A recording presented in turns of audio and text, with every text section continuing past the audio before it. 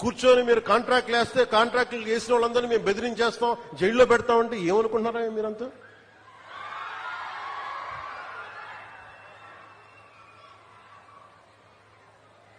మేమేం మాటలా గుర్తుపెట్టుకోండి. అలా బెదిరించే సమూహం ఎవరైనా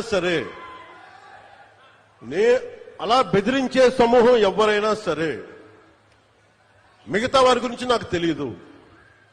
పవన్ కళ్యాణ్కి అధికారం ఉన్నా అధికారం లేకపోయినా పవన్ కళ్యాణ్ ఎప్పుడు పవన్ కళ్యాణ్ లాగే ఉంటాడు, భయపడ్డాడు.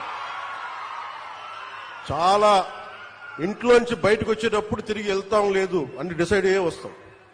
అందువల్ల మీ ఆకు రౌడీలు గాని అలాగే చెప్తున్నారు. ఏదైనా మాట్లాడితే అధికారులు కూడా భయపడుతున్నారు. ఎందుకు భయపడుతున్నారంటే చెవుల్లో చెప్తారు, అదే సార్ వాళ్ళ వెనక చాలా మంది రౌడీలు ఉంటారండి, కిరాయి హంతకులు ఉంటారంటే, మీకు కరెక్ట్ గా యోగి ఆదిత్యనాథ్ లాంటి ట్రీట్మెంట్ కనుక ఒక్కొక్కడికి ఇస్తే, ఒక్కొక్కడికి రౌడీజం అంటే కాలు కాలు కీలు కీలు తీసి మడత పెట్టి కింద కూర్చోపెడితే, అప్పుడు కరెక్ట్ గా చెప్తా, కరుడు గట్టిపోయిన జీవితకాలం ఒకే మన వాళ్ళకి ఏకీభవించవచ్చు, ఏకీభవించకపోవచ్చు.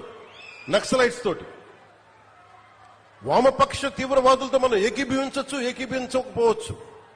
అలాంటి బలమైన ఆర్గనైజేషన్నే కకావికలమైపోయిన పరిస్థితుల్లో ఉంటే ప్రభుత్వం తలుచుకుంటే, అలాంటిది ఇన్ని లక్షల మంది పోలీసుండి, ఇన్ని వందల మంది ఐపీఎస్లుండి, 1000-2000 ఉన్న డిఎస్పీలుండి, అలాంటి కిరాయి గ్యాంగుల్ని మెయింటైన్ చేసే వ్యక్తుల మీద 2 రోజులు 48 గంటలు మీ చుట్టుపక్కల ఎవరున్నారు, వాడి పేరేంటి అన్ని కనుక్కొని ఒక పొలిటికల్ నిర్ణయం తీసుకుంటే మళ్ళీ ఎప్పుడు ఇలాంటి మాటలు రారు. మీరు అక్కడి దాకా తీసుకెళ్ళకండి.